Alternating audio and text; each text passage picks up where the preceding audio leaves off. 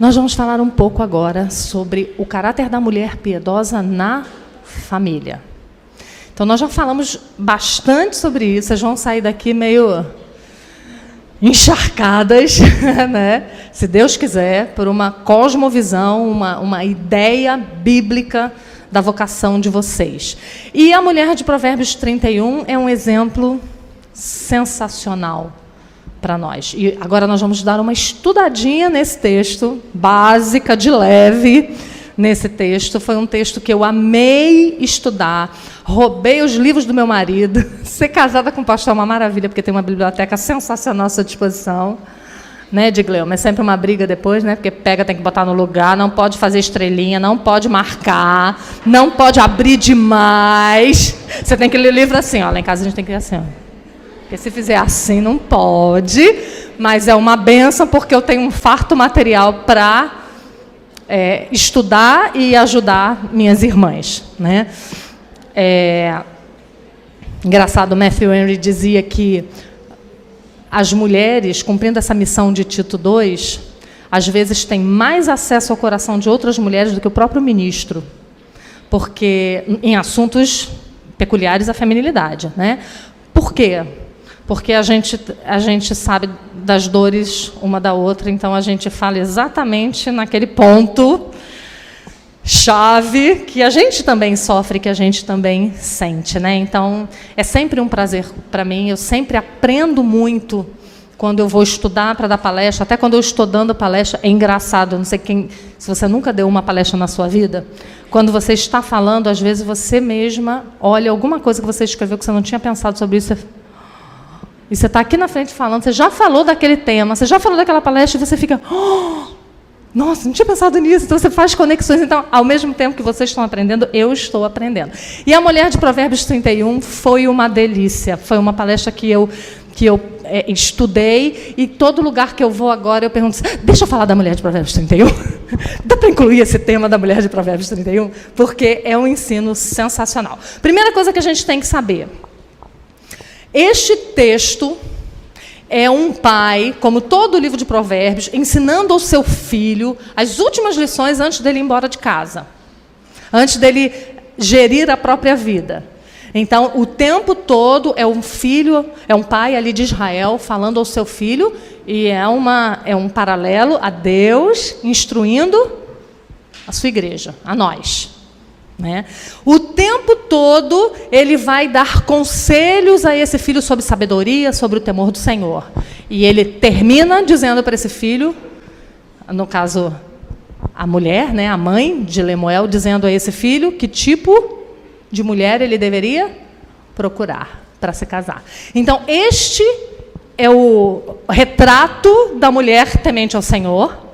Não só para que nós procuremos uma esposa assim para os nossos filhos, ajudemos nessa labuta, mas para que nós oremos, mas para que também nós sejamos. Essa mulher aqui, esse é um modelo para nós. E não é aquele modelo naquela ideia, é a utopia do que nós deveríamos ser, mas nós não conseguimos mesmo. Não, é um modelo que nós devemos buscar arduamente. E eu sempre gosto de começar esse texto dizendo que eu aprendi muito com uma palestra no YouTube. O YouTube é uma bênção. A internet é uma bênção. Usem e ensinem os seus filhos a usar a internet para a glória de Deus, porque ela é uma bênção.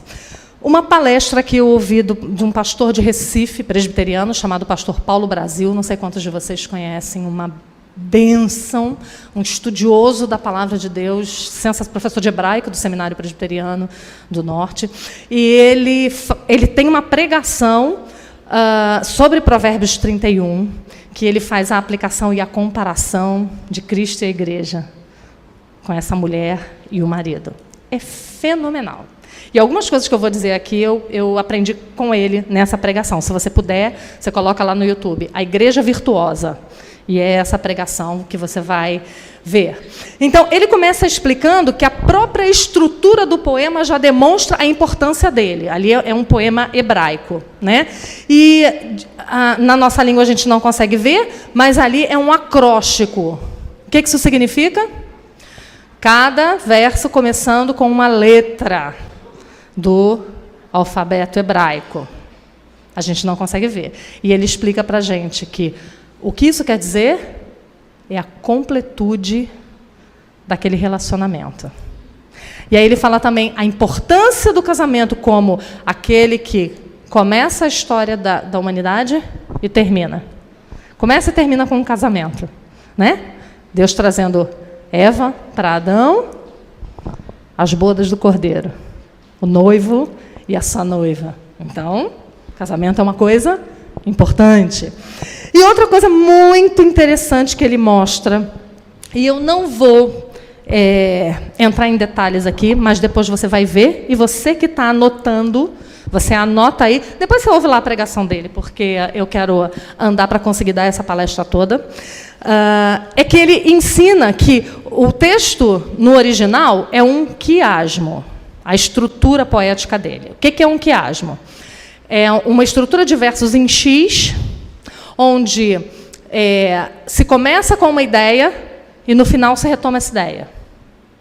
Depois se dá outra ideia, se retoma essa ideia. Se retoma uma ideia, se dá uma ideia, se retoma uma ideia, até chegar no ponto central, que é o ponto do X. E esse ponto central é a parte principal daquele texto. Então, ele vai mostrando, no verso 10 e no verso 30 e 31, ele mostra o alto valor da esposa.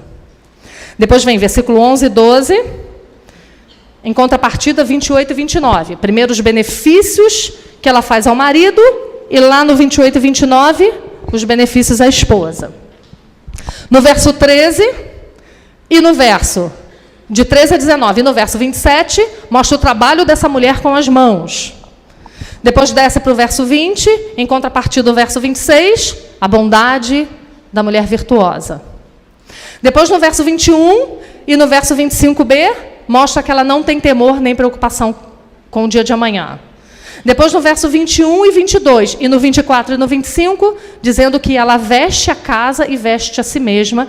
E, finalmente, aparece o verso do meio, o verso mais importante, o coração do poema, que é o verso 23, que diz que o seu marido é estimado entre os juízes.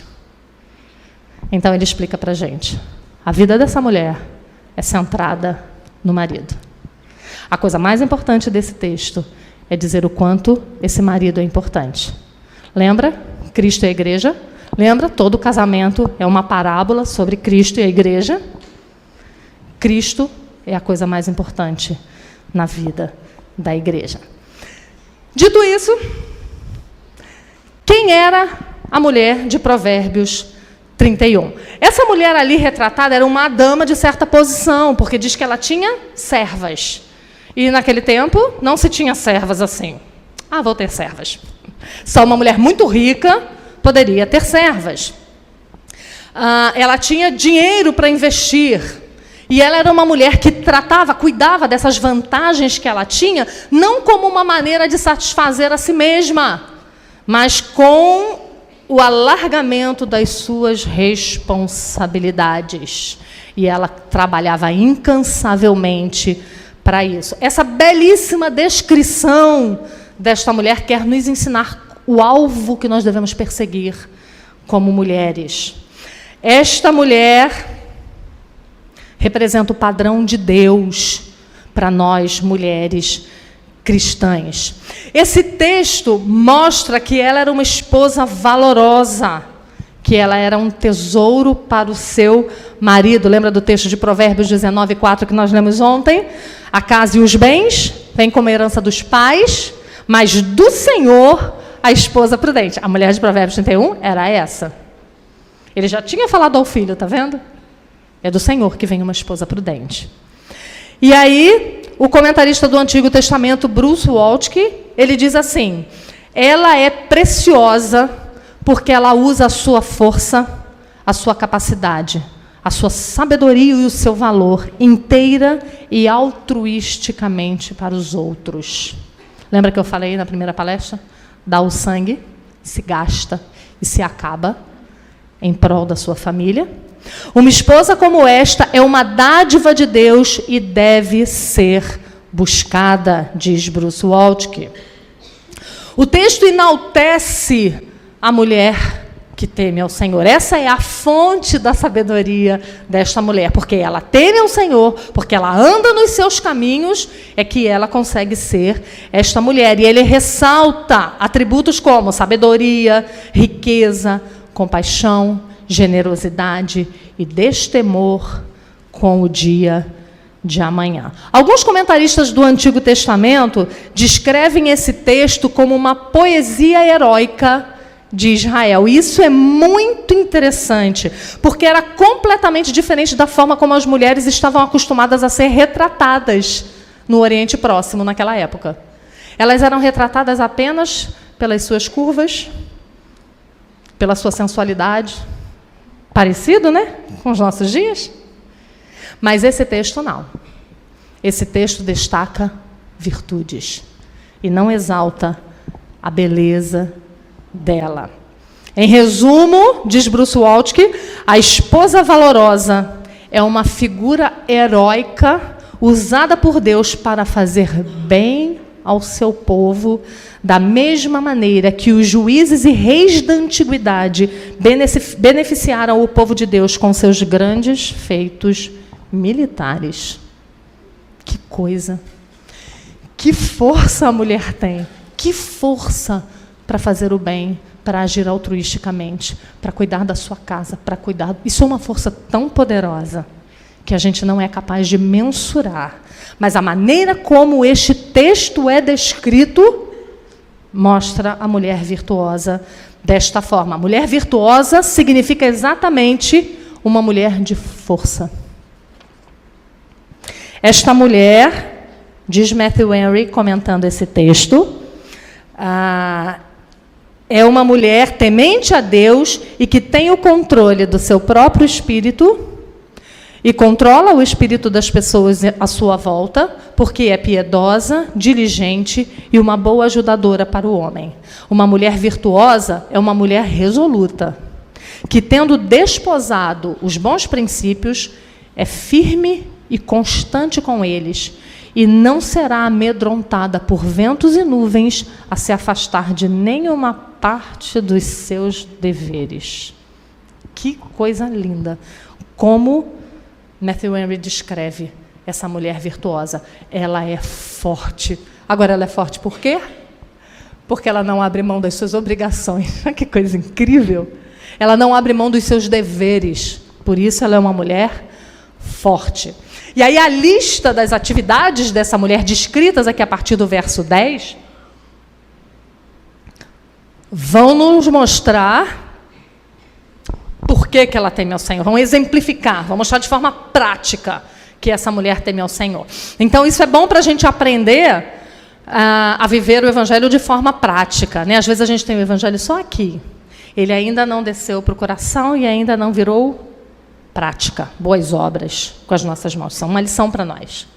Essa mulher, ela não ficava só na espiritualidade, me entendam, entre aspas.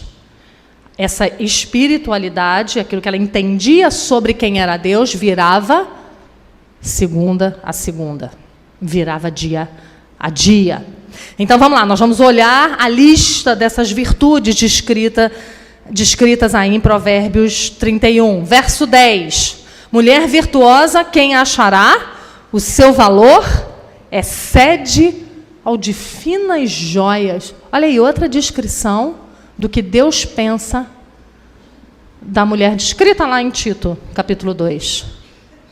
Excede o valor de finas joias. O que o mundo diz? É lixo. Serve para nada. Não produz nada de bom para a sociedade. O que a palavra de Deus diz? Seu valor excede ao de finas joias. E aí ele está se referindo à força da piedade desta mulher. É uma alusão ao precioso valor da sabedoria que ela demonstra. A sabedoria é a personificação desta mulher. Por isso, o seu valor excede o de finas joias. Verso 11. O coração do seu marido confia nela e não haverá falta de ganho. Será que o coração do seu marido confia em você? Você é digna da confiança dele? A mulher virtuosa, diz Bruce Waltke, ela ama o seu marido de formas muito práticas todos os dias. A mulher virtuosa demonstra na prática do dia a dia que ela ama. Ela não é aquela mulher de palavras frívolas, de cartões bonitos, de lindas declarações no Instagram e de práticas pouco consideráveis.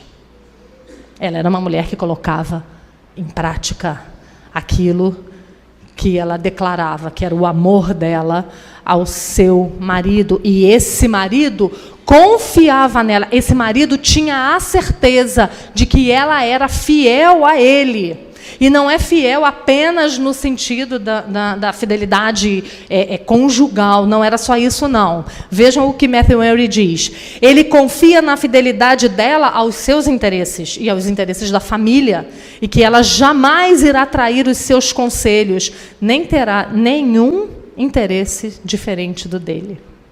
Olha que coisa. Ele tinha certeza de que ela caminhava junto com ele.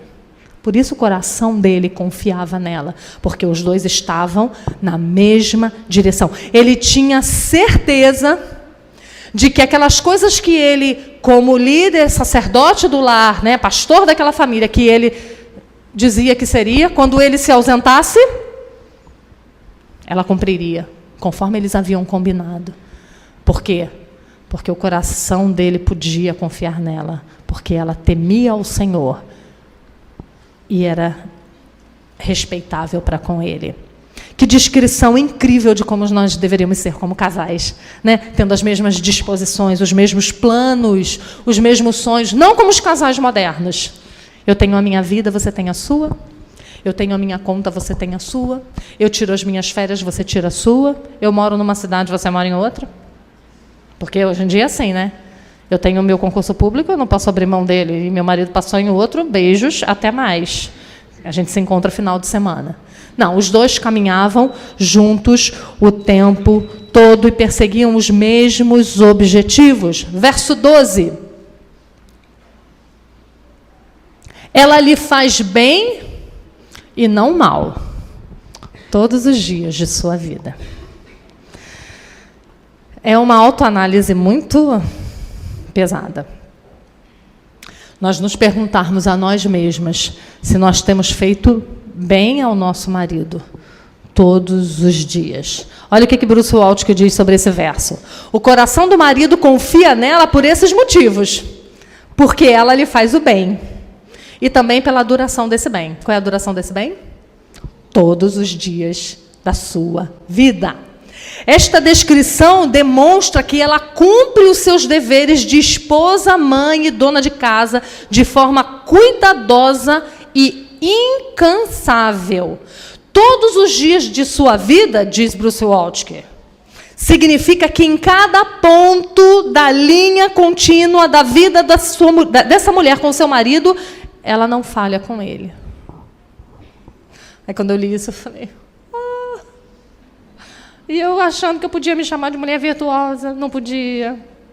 Ela é uma linha contínua, ela não é que nem a gente.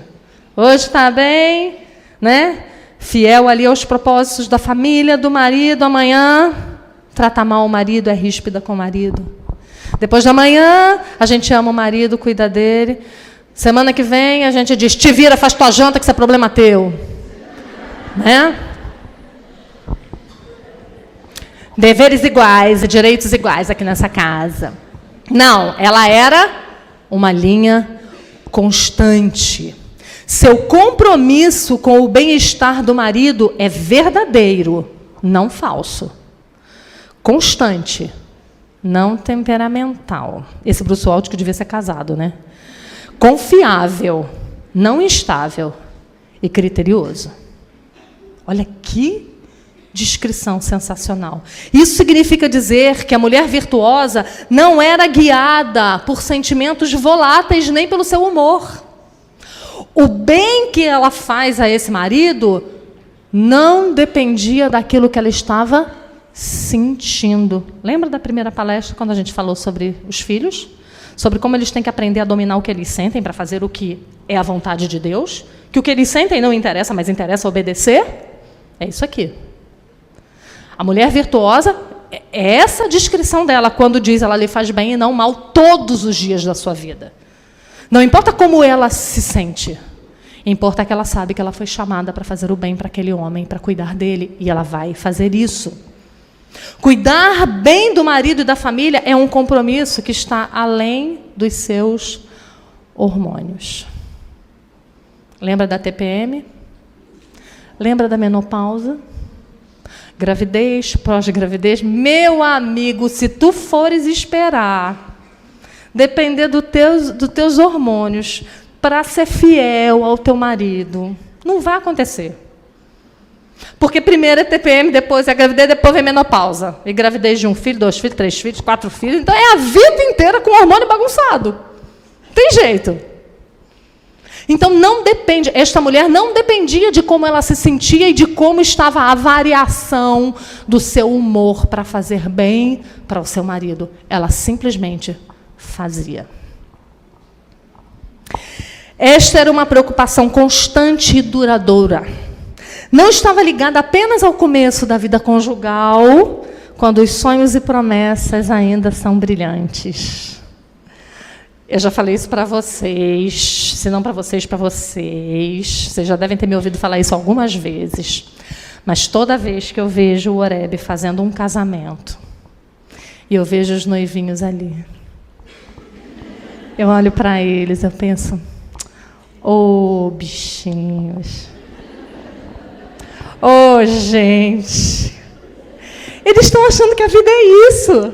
Uma festa linda, uma maquiagem impecável, comidas maravilhosas, só alegria, o coração batendo até acabar a lua de mel e começar a vida de verdade, que não é ruim não, é muito boa. Mas não é aquilo. É porque a gente é acostumado com Hollywood. Como é que é Hollywood? O ponto auge é a festa de casamento. E viveram felizes para sempre, ponto, acabou. Não, o casamento é só o começo. E depois dali, vem muita luta. Porque tudo na vida é com muita luta. É com muito choro. Porque, quando pecadores dizem sim, são dois pecadores lutando para viverem em santidade. Um com o outro, acordando e dormindo junto.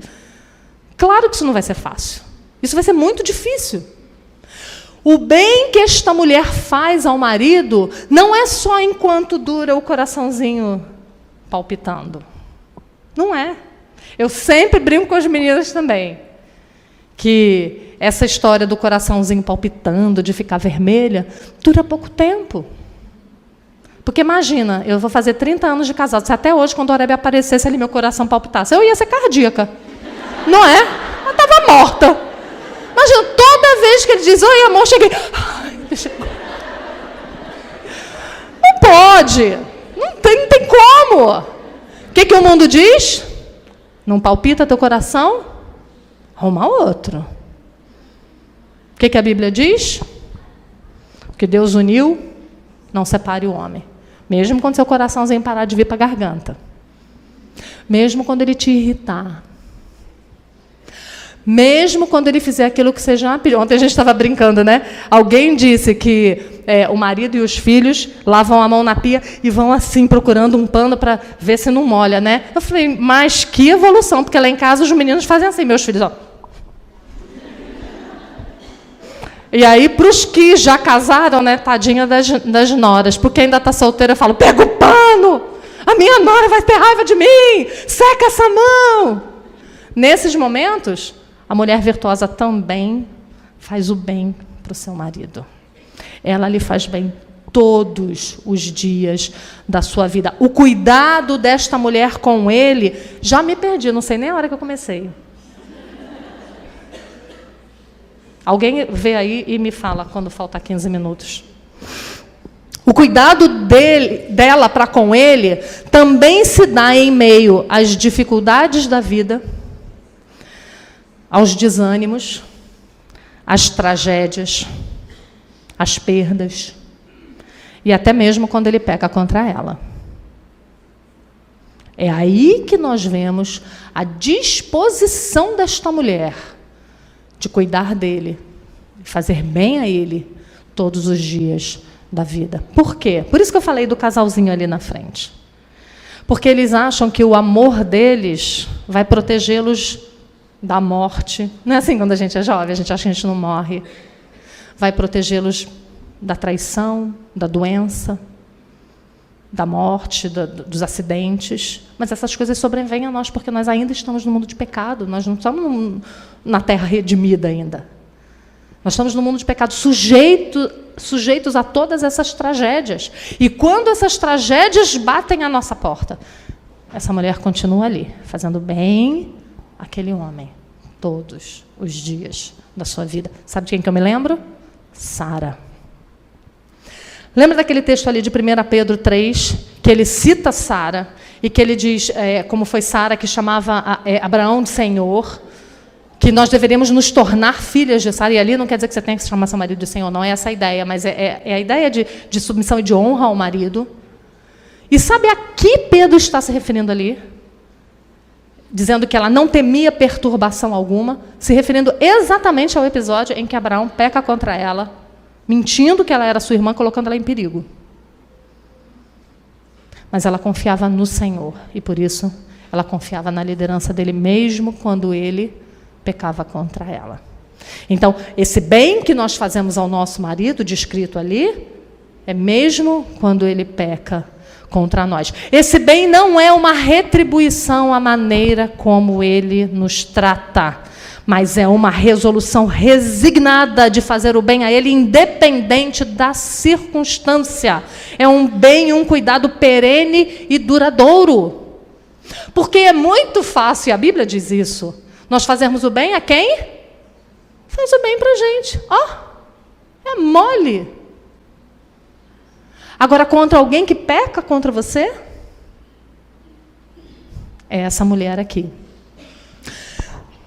Embora ela mesma seja uma mulher de valor, o seu desejo está ligado ao desejo do seu marido.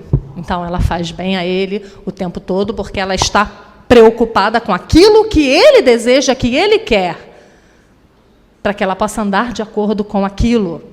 Ela deseja tanto conhecer os pensamentos e as vontades dele, para que possa se adaptar a eles e estar sempre disposta a permitir que ele governe a sua família. Sabe por quê? Porque a vida dela está centrada na dele. O centro é o texto de Provérbios 31, 23. O centro do 31 é o 23. A vida dela está centrada nele. Versos 13 a 15. Busca lã e linho e de bom grado trabalha com as mãos. É como navio mercante. De longe traz o seu pão. É ainda noite e já se levanta e dá mantimento à sua casa e tarefa às suas servas. É ainda noite e ela já se levanta. Essa é uma mulher que trabalha alegre e sacrificialmente no seu lar, administrando todos os recursos da casa, de modo que cada um tem aquilo que precisa na hora que necessita. Ela atende ao bom andamento da casa, diz isso lá no verso 27. Né? Ela não é uma mulher preguiçosa. Ela não é uma mulher que reclama dos seus afazeres domésticos. Ela não é uma mulher que fica empurrando isso para o marido o tempo todo. Mas, ao contrário, ela é uma mulher perspicaz e inteligente no gerenciamento da grande empresa que é a família. Porque é isso que a família é. E, querida, você que ainda não casou, vou logo te avisando. Você precisa ser boa nisso. Você precisa saber um pouquinho de administração, de enfermagem. Você precisa ser um pouco juíza para arbitrar ali a disputa entre os filhos. Você tem que ser motorista, você tem que entender de contabilidade. Você tem que ter um conhecimento geral grande. Esta é uma mulher que cuida de todos os assuntos da vida dos membros da casa. Ela é aquela que está ali percebendo tudo o que está acontecendo e provendo uma solução. Ela cuida dos assuntos de todos eles.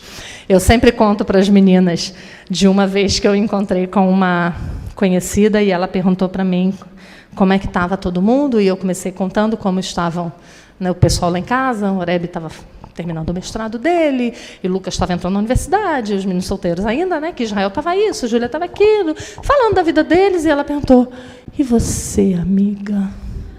E os seus sonhos? Falei, amiga, não tem tempo nem de sonhar, porque não tem tempo de dormir. E eu falei para ela, como é que eu estou? Eu estou bem, estou ótima, eu estou fazendo a roda girar. Eu estou fazendo essa mecânica aí funcionar e dar certo. Porque se tirar essa peça, o que acontece? Desengrena. É igual um castelinho de cartas. Tirou a mulher do lugar dela e da função e da vocação dela, vai desmoronar. Porque só ela pode fazer aquilo que Deus chamou ela para fazer. Verso 16. Examina uma propriedade e adquire-a. Planta uma vinha com as rendas do seu trabalho. Essa é uma mulher que entende das coisas. Ela é inteligente. Ela não é uma bobinha pintada como aquelas mulheres que o movimento feminista pintavam, né? Que mulher submissa era isso, né? Uma bobinha que não sabia dar opinião, que não sabe comprar nada, que tudo... Não é isso que a Bíblia nos chama a ser. A Bíblia nos chama a ser mulheres perspicazes, hábeis, argutas. Ela era uma mulher que ela não precisava tomar dinheiro emprestado. Lembra que o texto diz que ela fazia cintas, ela fazia roupas para as pessoas da sua casa. Aquilo que sobrava, o que ela fazia? Dava para os mercadores venderem. E esse dinheiro ela recebia, plantava uma vinha. Tudo era ali, ó. Tudo era a respeito da família dela. Tudo que ela reinvestia era ali. Ela era uma mulher precavida, ela não era uma consumista. Tudo era para o bem da família. Verso 17, também é um verso que eu amo. Cinge seus lombos de força e fortalece os braços. Ela é ativa. Ela não é uma mulher fraca, mas forte e competente. A expressão idiomática cingir os lombos significa se preparar para algum tipo de ação heróica ou difícil. É isso que significa cingir os lombos. Como uma corrida cansativa. A metáfora aponta, isso é Bruce Waltke falando, a metáfora aponta para a sua motivação e preparação mental e espiritual que equipa o seu corpo. Olha que interessante. Essa mulher era uma mulher que se preparava mental e espiritualmente. O que é isso? Ela sabe da sua vocação e da sua obrigação. Ela é grata por isso. E ela sabe que é o dever dela. Então, isso vai equipar o seu corpo para ser forte. É isso que significa cingir os lombos. Ela é aquela mulher que busca forças onde não tem, para continuar cumprindo a sua vocação. Quantas de vocês já não se sentiram assim? Já não acordaram numa segunda-feira de manhã, depois do domingo inteiro na igreja, com a casa que pareceu que explodiu uma bomba, com um menino doente que não dormiu, fazendo pirraça, você tendo que disciplinar, e o marido deixando uma listinha, paga essa conta para mim, liga para o bombeiro hidráulico, faz isso assim para mim, e você assim, eu quero dormir. Eu queria dormir, acordar 10 horas. Ainda noite, ela já se levanta, ela cinge os lombos de força. Ela é uma mulher que não é como uma donzela chorona, molenga, Nutella, mimimi. Ela é resoluta, ela é forte. Ela não quer saber de ficar deitada no sofá, vendo Netflix e mexendo no Instagram o dia inteiro. Não, ela não tinha Instagram. Eu não tenho nada contra o Instagram, gente. Não tenho mesmo, eu tenho Instagram. Não tenho nada contra. Eu só acho que a gente precisa dar uma moderada, porque a gente está perdendo a linha. A gente está perdendo a linha.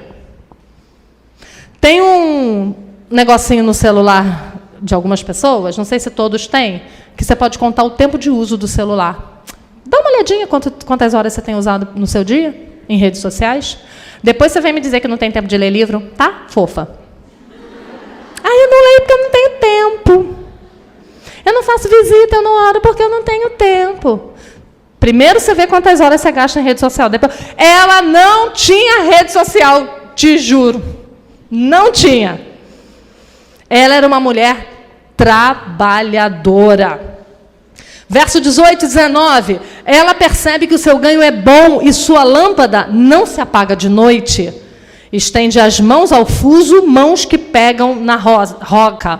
Quando ela diz que o seu ganho é bom, significa que tudo que ela faz dá bom resultado porque ela tem uma prudente administração, porque ela cuida dos interesses da sua casa. Ela percebe que pode fazer ela mesma as coisas melhores e mais baratas do que comprá-las. Está vendo como é importante a gente saber usar o nosso tempo? Muitas mulheres gostam de me perguntar: eu devo trabalhar fora, eu devo fazer uma faculdade, depois que eu estou casada com os meus filhos, como é que eu faço para administrar, para fazer... Meu amor, cada um faz do jeito que quiser, que eu não sou mãe de vocês. Uma coisa eu sei: tenha tempo para cuidar da sua família. Qualquer coisa que te roube isso está te fazendo pecar contra a sua vocação, seja o que for. Inclusive ficar em casa o dia inteiro vendo novela. Não, novela não. Porque crente não vê novela, né, gente? Colabora comigo, me ajuda. Vendo Netflix, uma série decente, né? Não pode, não dá para perder tempo com essas coisas. A gente tem muito trabalho pela frente. É por isso que o povo não quer casar e não quer ter filho, porque não quer trabalhar. Porque casar, ter um marido para cuidar e ter filhos para criar, significa que você não vai dormir e que você não vai fazer nada durante muitos anos para você. Não dá tempo. Então, quando diz que o ganho dela é bom, significa que ela vê resultado da boa administração dela. Ela tem tempo para economizar, para ver um jeito de gastar menos, para ver um jeito da coisa sair mais barata. Sua lâmpada não se apaga de noite. Quando ele diz que a lâmpada dela não se apaga de noite, ele está querendo dizer o seguinte, que muitas usam a desculpa de que já é noite, então as luzes já não acabavam, né? Sei lá qual era a lamparina, sei lá o que, já tinha que ser desligada, porque chegou a noite, já era hora de dormir, mas ela não. Ok, já está escuro, mas eu preciso continuar trabalhando. Então, ela era uma mulher que dormia depois de todo mundo e acordava antes de todo mundo. A mulher virtuosa, diz Matthew Henry, olha que pancada. A mulher virtuosa ama o trabalho mais do que o seu sossego ou o seu prazer. Os que têm uma família da qual cuidar não devem amar excessivamente a sua cama pela manhã. Eu amo os puritanos por isso. Ela se dedica às atividades que são apropriadas para ela. Ela faz o que faz com toda a sua força e não brinca com a sua atividade, nem a desmerece. Ela não acha que o que ela faz é nada demais, que qualquer um pode fazer. Ela não desmerece a sua vocação. A mulher virtuosa é aquela que trabalha sem parar. E eu vou ler para vocês um panfletinho que eu recebi uma vez no supermercado, que eu fiquei rindo, porque é exatamente assim. Diz assim: a mãe e o pai estavam assistindo televisão quando a mãe disse: estou cansada e já é tarde, vou me deitar. Foi à cozinha fazer um sanduíche para os meninos levarem para a escola, passou uma água nos copos que estavam em cima da pia, tirou a carne do freezer para o almoço do dia seguinte, encheu o açucareiro, colocou xícaras e talheres na mesa e deixou a cafeteira pronta para ser ligada no dia seguinte. Colocou ainda umas roupinhas na máquina para lavar, passou uma camisa a ferro, pegou um botão que estava caindo, guardou umas peças do jogo que ficaram em cima da mesa, pôs a agenda de telefone no lugar, regou as plantas, despejou o lixo, pendurou uma toalha para secar. Bocejou, se espreguiçou, foi para o quarto. Parou ainda na escrivaninha, escreveu um bilhete para a professora, deixou um envelope com dinheiro para a excursão do colégio, apanhou um caderno que estava caído embaixo da cadeira, preparou um cartão de parabéns para uma amiga e fez uma pequena lista de supermercado. A essa altura, o pai que estava lá na sala disse: pensei que você tinha ido deitar. Estou a caminho, respondeu ela. Pôs água na vasilha do cachorro, chamou o gato para dentro de casa, certificou-se que as portas estavam fechadas, deu uma olhada no quarto das crianças, apagou a luz de um abajur, pendurou uma camisa, jogou umas meias no cesto de roupa suja, conversou um pouco com o filho mais velho que ainda estava estudando. Já no quarto, acertou o despertador, preparou a roupa para o dia seguinte e arrumou os sapatos. Lavou o rosto, passou creme, Pense que eu não passo creme, tem uns 10 anos. Passou o creme, escovou os dentes e acertou uma unha partida. A essa altura, o pai desligou a televisão e disse, vou deitar, e foi. Eu não sei se esse folhetinho tinha um cunho feminista, tá? Longe de mim. Mas é porque essa é a tarefa dela. Ele está tranquilo. Ele foi cumprir a tarefa dele, cumpriu bem arduamente. Mas isso é típico do homem. Ele não olha essas coisas. Ele vai passar 20 vezes pela agenda caída.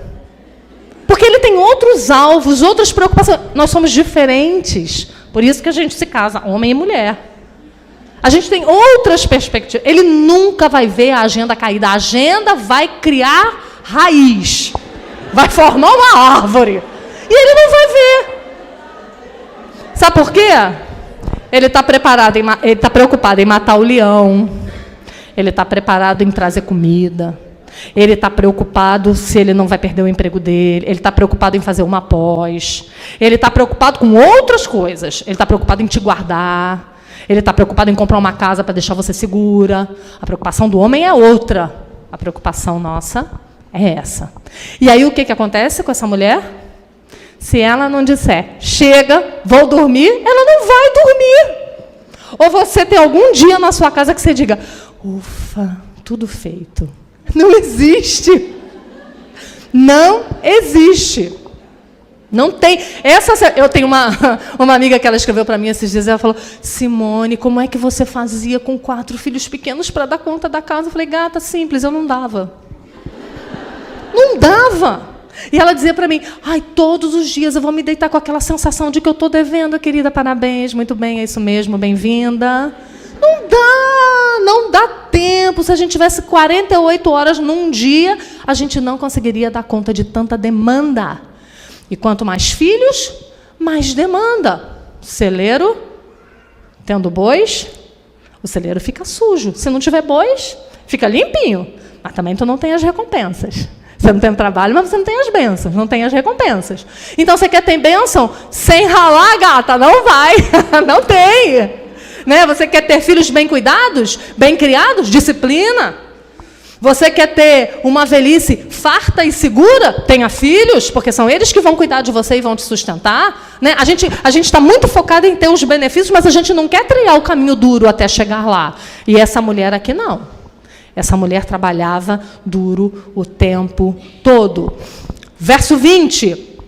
Abre a mão ao aflito e ainda estende ao necessitado. Olha que mulher. Ela não cuidava só dos seus. Ela estava alerta em volta. Em quem estava precisando de ajuda. O coração dela não estava focado na renda dela, mas em como essa renda podia ser revertida para o bem dos seus e dos necessitados. Verso 21, no tocante à sua casa, não teme a neve, pois todos andam vestidos de lã escarlate. Essa mulher sabia que o perigo viria, a neve viria, o frio viria. E o que ela fazia? Sentava e chorava porque viria o frio? Não, ela ia se preparar. Ela trabalhava em prol daquele dia que ela sabia que seria um dia mau.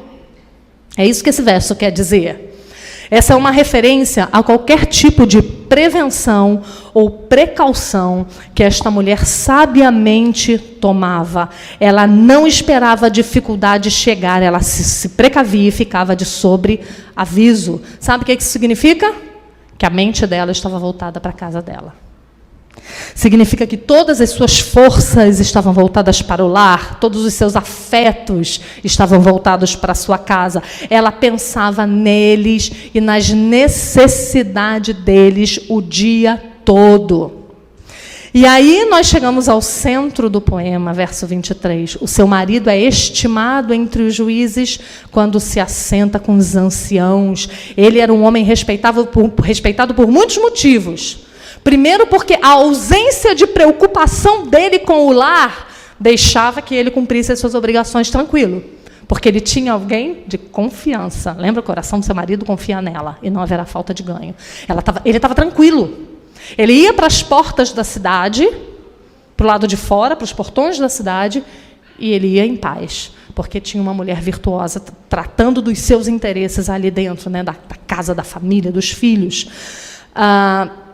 Também por causa das vestes dele, e também por causa do caráter daquela mulher. Por isso, eles louvavam aquele homem. Ele era honrado publicamente por causa da sabedoria e do trabalho da sua esposa. Isso mostra, mais uma vez, que a mulher foi criada para o homem, né? Que a mulher deve viver para o seu marido.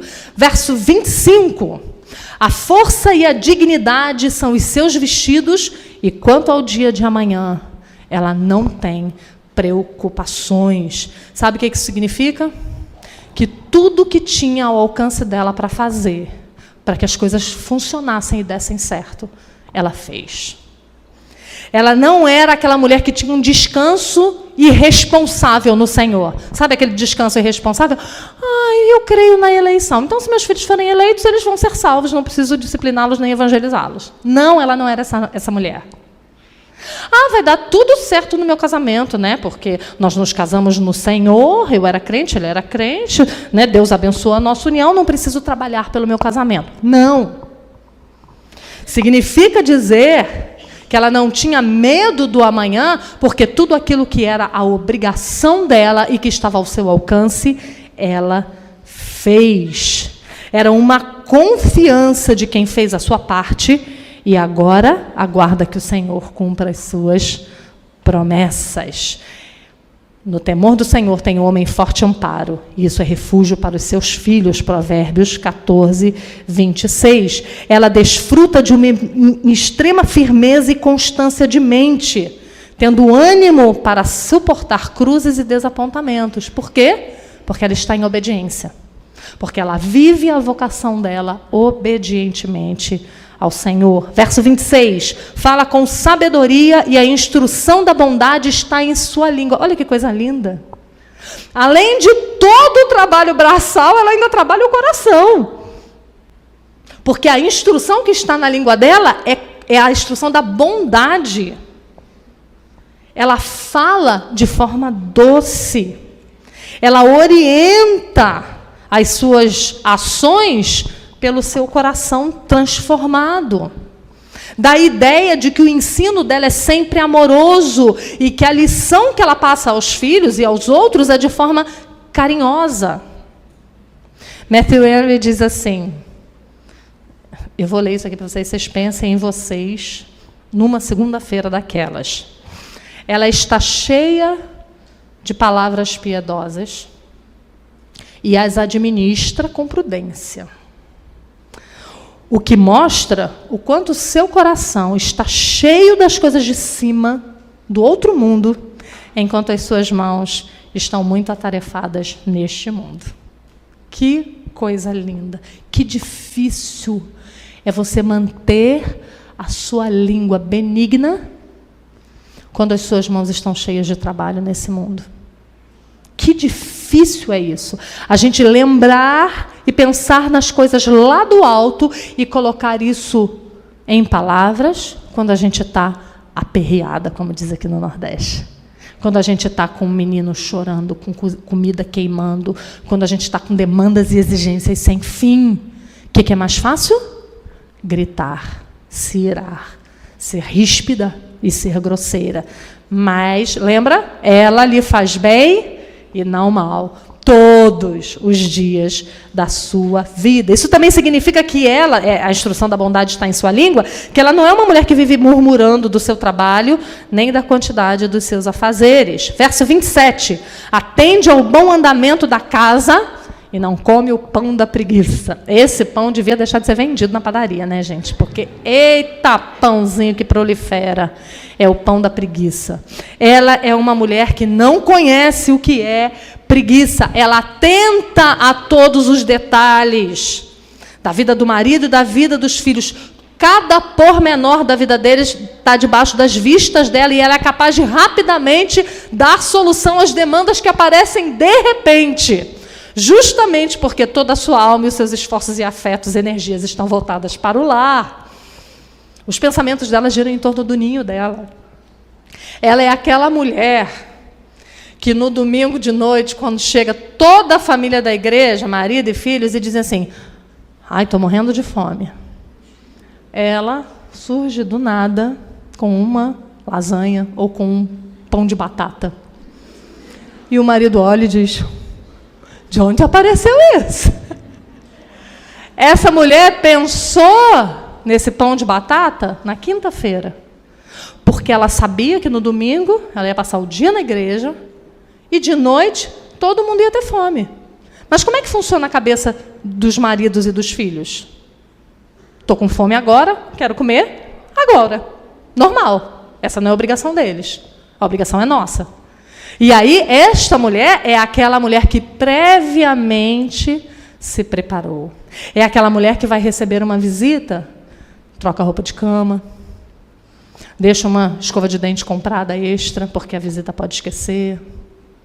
É aquela pessoa que cuida dos detalhes. Lembra da primeira palestra? Cuidadora, geradora de vida. É essa mulher.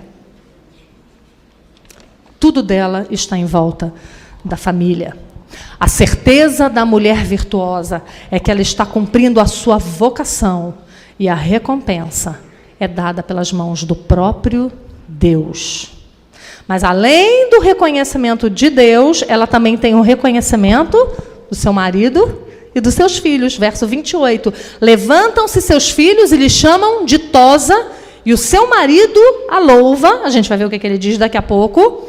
Mas você vê, a introdução e o corpo principal do poema enfatizam as bênçãos que ela concede ao marido. E termina o marido a louvando. Vocês veem como é uma troca?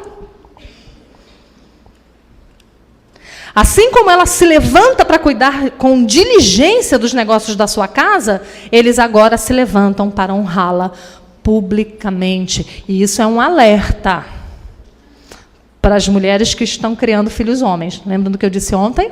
Ensine seus filhos homens a honrarem você publicamente, a te agradecer pelo seu trabalho, para que mais tarde eles façam isso com a mulher deles. Verso 29, agora o louvor do marido a ela. Muitas mulheres procedem virtuosamente, mas tu a todas sobrepujas. Os olhos desse marido estão fitos nela. Ele é capaz de reconhecer que aquela é uma mulher adequada às suas necessidades. É isso que significa mulher idônea, adequada às necessidades dele. E aí, no verso 30, ele diz: enganosa é a graça e vã a formosura. Mas a mulher que teme ao Senhor, agindo dessa forma, essa será louvada. Graça aí significa charme ou elegância. E formosura vã fala a respeito da beleza física como algo irreal e passageiro. Matthew Henry diz assim: a beleza não recomenda ninguém a Deus, nem é uma indicação segura da sabedoria e bondade, mas engana muitos homens que basearam a escolha de uma esposa por esse critério.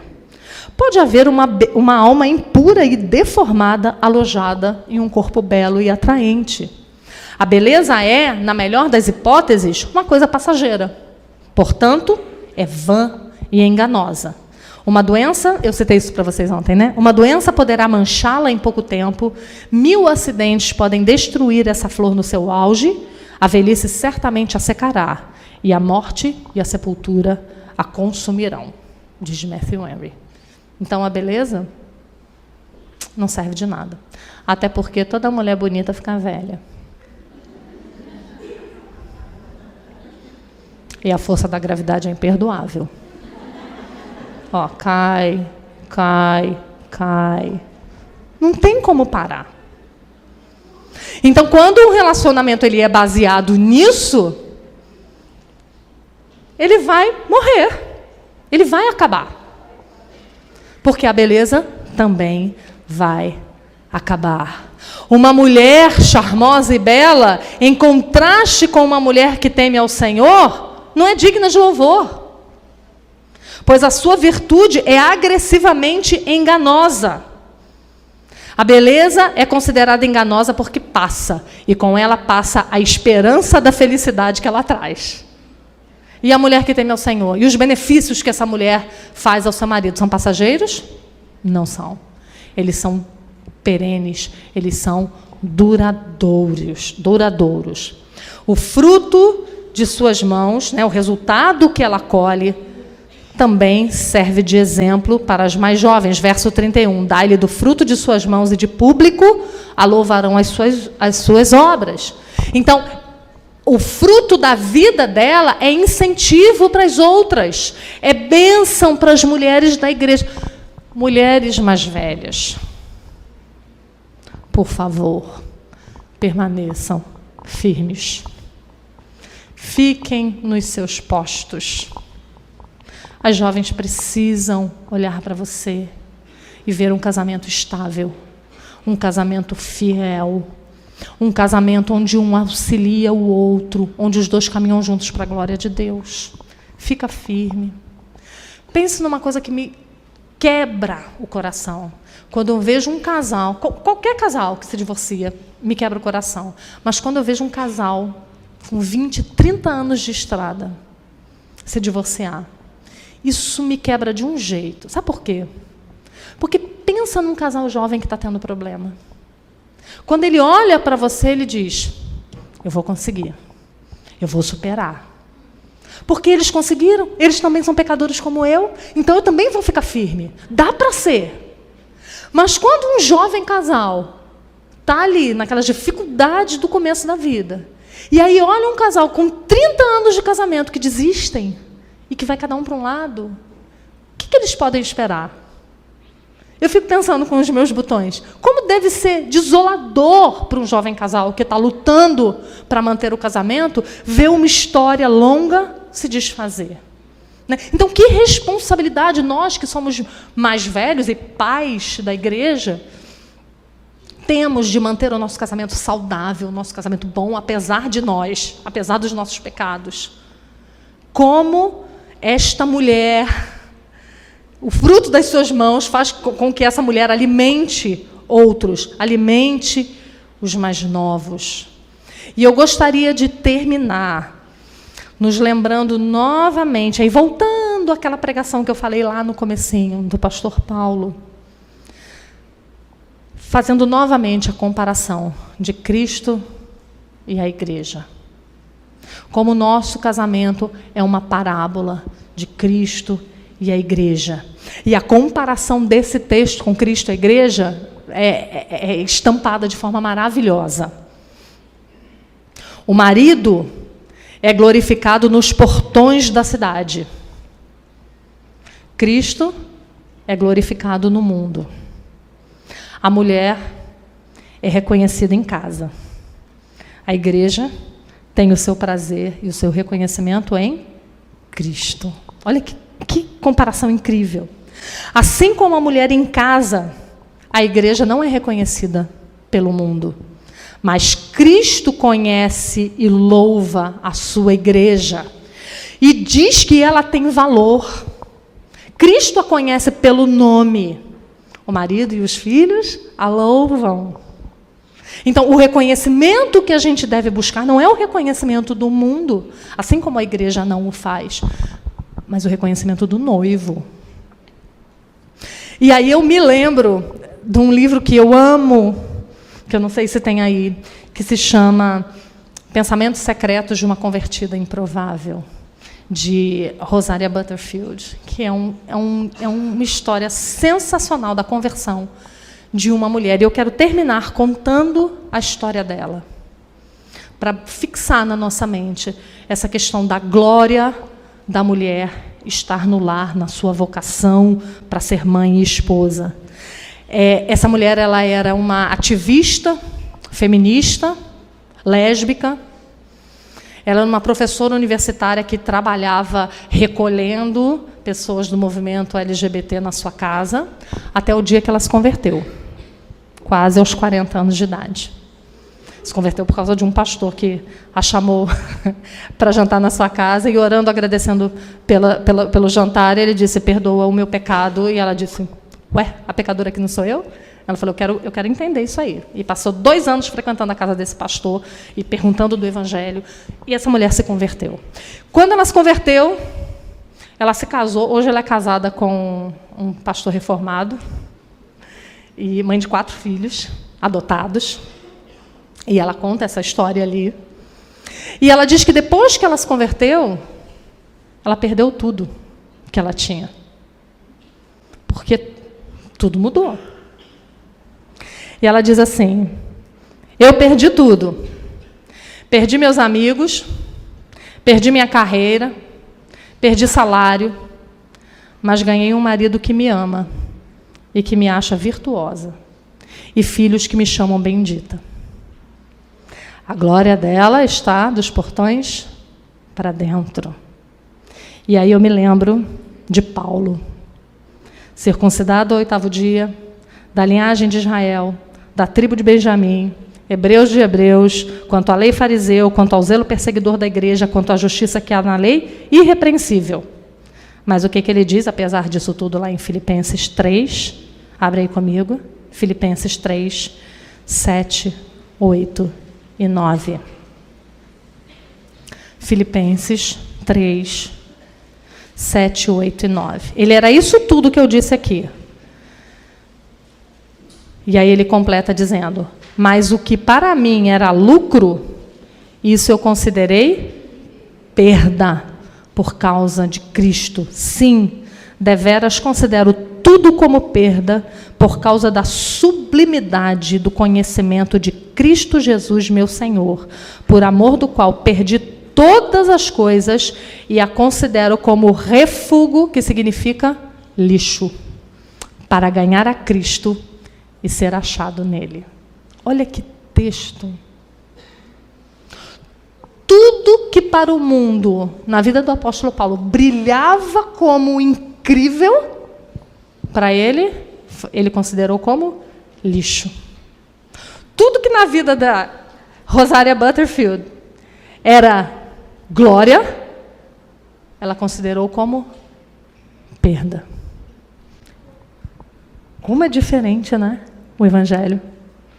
Como as coisas que são valorosas para nós, para o mundo não significa nada. E como as coisas que brilham aos olhos do mundo, para Deus, serão como palha, feno, madeira, para queimar no último dia. O que fica é ouro e prata. Então, que nós aprendamos a ficar com a melhor parte, como as 2 irmãs. Que nós aprendamos sempre a perguntar o que Deus espera de mim e não o que o mundo espera de mim. E que a gente aprenda a pesar e a considerar como lixo aquilo que não brilhe a glória do Evangelho na nossa casa, aquilo que não contribua para o crescimento espiritual dos nossos filhos, do nosso marido, para o cumprimento do nosso chamado. Qualquer coisa que seja, que atrapalhe isso, que seja refúgio para nós, para que, como Paulo diz aqui, para que sejamos achados em Cristo, né? Para ganhar a Cristo e sermos achados nele. Que o Senhor tenha misericórdia de nós, que o Senhor nos ajude. Não é simples, não. Remar contra a maré, ser diferente desse mundo mau, não é simples, não. Não é fácil, não. Mas é glorioso, né? Porque nós temos o Senhor de toda a terra aqui ao nosso lado, caminhando e batalhando essas batalhas junto conosco. Que o Senhor abençoe vocês. Eu sei que tem moças de várias igrejas aqui, né? Então, o meu desejo é que o Senhor abençoe vocês aqui em Fortaleza. Eu já tinha vindo aqui uma vez e fui muito, muito, muito bem acolhida. Fiz amigas aqui, né? Vocês são um povo muito querido, muito caloroso. Também fui muito, muito bem recebida agora. Eu fico realmente constrangida, né? Pelo carinho e pela amizade de vocês. E a melhor forma de retribuir isso a vocês é encorajando-as a servirem ao Senhor dentro da vocação de vocês. Sirvam ao Senhor com todas as suas forças, bem o sangue. Se gastem. Percam a saúde. Não para comprar bolsa cara. Não para ir para a Disney. Vocês podem ir também, se vocês puderem. É ótimo. Mas se gastem para que os filhos de vocês amem e temam ao Senhor. Se gastem para que o marido de vocês esteja livre para trabalhar na igreja, possa ser um homem usado pelo Senhor. Tira as preocupações dele. Cumpre o teu chamado, deixando ele correr. E fica na retaguarda. Porque assim vocês vão chegar juntos. Que o Senhor abençoe vocês e que Ele nos ajude a mostrar Cristo ao mundo através da nossa vocação. Amém?